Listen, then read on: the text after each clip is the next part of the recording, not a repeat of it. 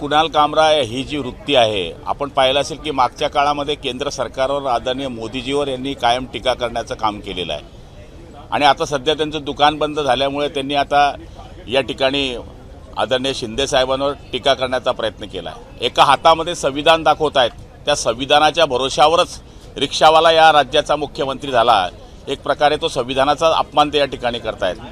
गरीब माणसाने मुख्यमंत्री होऊ नये अशा पद्धतीचं जर त्यांना वाटत असेल तर मला वाटतं हे निषेधार्ह बाब आहे आणि त्यांना वाटत असेल की मी बोलल्यानंतर काहीच होणार नाही तर कालच्या दिवशी शिवसैनिकांनी त्यांचा चमत्कार त्यांना दाखवलेला आहे। आमचे आमदार आदरणीय मुरलीभाई पटेल मुरजीभाईंनी त्या ठिकाणी त्यांच्यावर गुन्हासुद्धा दाखल केलेला आहे। या 2 दिवसामध्ये जर त्यांनी माफी मागितली नाही तर शिवसेनेच्या स्टाईलने त्यांच्या तोंडाला शिवसैनिक काळं पाजतील, त्यांना फिरणं मुश्किल करून टाकतील असा आमचा त्यांना इशारा आहे। आदित्य ठाकरेंनी मात्र पाठिंबा जो आहे तो त्याच्या वक्तव्यात दिलेला आहे। रात्री 12:30 वाजता आदित्य ठाकरेंनी ट्विट केलं। आदित्य ठाकरेंसोबत संजय राऊतांनी समर्थन। संजय राऊत हे त्याचंच बावलं आहे आणि मूळ म्हणजे संजय राऊतांना जिथं काय विघ्न दिसते, जसं एखाद्या माणसाची वृत्ती असते कुठे भाजी बनली तर मीठ हातात घेऊन फिरावं आणि ती खारवट करावी, तेवढा हा खारवट माणूस आहे। त्यामुळे त्यांच्याकडनं आम्ही दुसऱ्या अपेक्षा ठेवूच शकत नाही। आदित्य ठाकरे म्हणजे काय, अहो त्यांनी शिवसेना प्रमुखांचे सगळे नियम तोडले। बाळासाहेबांनी सांगितलं होतं की शिवसैनिकाला मुख्यमंत्री करेल, ते सगळे नियम तोडले। आपण स्वतः मुख्यमंत्र्यांच्या बरोबर मंत्री झालेत, एखादा शिवसैनिक त्या ठिकाणी मंत्री होऊ शकला असता। शिवसेनेची व्याख्या यांना पहिले कळली नाही, त्यांनी आमच्यावर टीका करू नये। राज ठाकरेंनी म्हटलंय की एक नव्हे तर असंख्य खोक्याबाई विधानभवनाच्या विधिमंडळात आहे। काल त्यांना स्वप्न पडलं असेल या खोक्यांचं, मला तरी असं वाटतं हे कधीच चाललेलं चित्र आहे।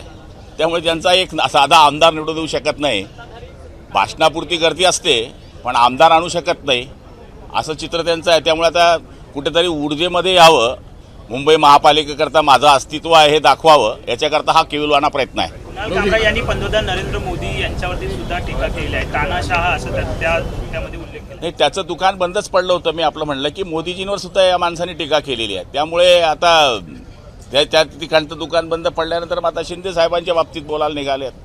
मला तरी असं वाटतं कुठेतरी धंदा पाणी वाढावा याच्याकरता हे काम केलेलं आहे।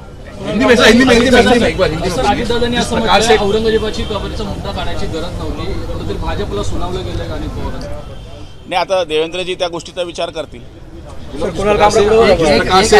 महानगरपालिकेतील जी कंत्राटं आहेत ती रद्द केली जात आहेत, ती खास करून जी शिंदेच्या जवळचे जे कंत्राटदार आहेत त्यांची कंत्राटं रद्द केली जातात, अशा पद्धतीचं सगळं समोर येत आहे। भाजपकडनं एक खेळी म्हणायची का मुंबई महानगरपालिकेच्या? महापालिकेबद्दल मला पाहिजे तेवढी माहिती नाही आहे, पण शेवटी हा त्यांचा अंतर्गत विषय असेल की कुठलं कॉन्ट्रॅक्ट एखाद्या वेळेस वाटतं दोघं नेत्यांना की हे रद्द केलं पाहिजे तर निर्णय दोघं मिळूनच झाला असेल। सर, हिंदी में जानना चाहेंगे कुणाल कामरा का स्टेटमेंट सामने आया, किस तरह? देखिए, इन्होंने आदरणीय पंतप्रधान मोदी जी पर भी पिछले काल में टीका टिप्पणी की है और मुझे लगता है कि अभी कुछ उनका काम धाम बंद होने की वजह से अभी कुछ करना चाहिए, इसलिए उन्होंने शिंदे जी पर टीका की है और हाथ में संविधान बता रहे हैं। जो संविधान के भरोसे पर रिक्शा वाला इस राज्य का मुख्यमंत्री हुआ, उस संविधान का अपमान करे कि वो रिक्शा वाले ने मुख्यमंत्री नहीं होना चाहिए। मुझे लगता है कि ये उनका भी कहीं इलाज नहीं चल रहा है, कुछ दुकान नहीं चल रही है अपनी, इसके लिए टीका करके अपन बड़ा हो सकते हैं और वो उनको दिखा दिया है शिवसैनिकों ने। वहाँ पर शिवसैनिकों ने उनका कार्यक्रम ठीक से किया है।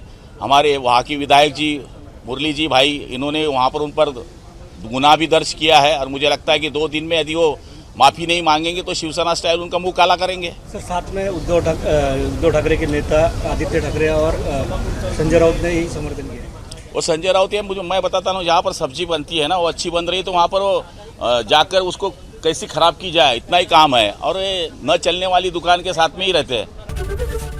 एबीपी माझा, उघडा डोळे बघा नीट।